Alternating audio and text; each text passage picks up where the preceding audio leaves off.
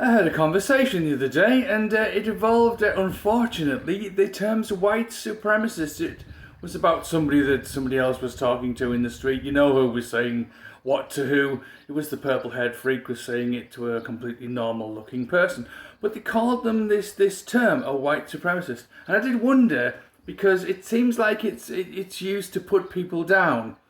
Well, I've always described myself as a right supremacist. I believe that I am right. And if I am right, I'm superior to you because you're wrong. As you would be if you were right and I was wrong. You would be superior in that way. However, I'm usually not wrong, and the purple-haired person is usually wrong.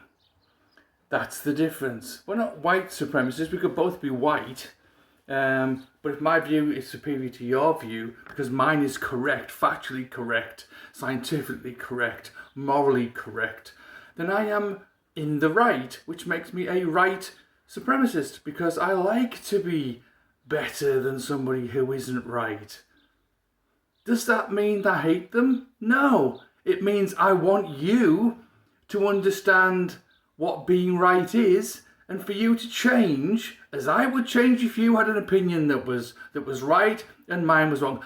I've changed completely. I was a lefty. I was in with all the purple-haired lot. I was never purple-haired, mind, and I didn't really agree with them. But I was over on that side because of the fairness angle.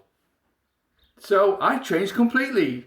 But I always knew that what I did was an attempt, at least, to be right. And I would never put someone down for being wrong, only that they didn't understand yet that they were in the wrong and they didn't understand what the right was. But if you give something to someone, you give them some information, and they are so brainwashed that they can't take in that information, then we're not going to get anywhere. You need to find some common ground. We need to find common ground.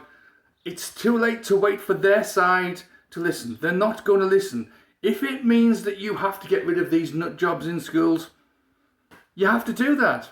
If it means you have to get rid of them in the government, you have to do that. We cannot allow what we have in this country and what other people have in their countries to be completely eroded by this Marxist claptrap ideology. And I'm not on about the fairness, fairness for all. No, Marxism isn't about fairness. Marxism is about power, and it's about abuse of that power to people who you despise. And if you think it's different, you don't understand Marxism, and I can bet you're on the left.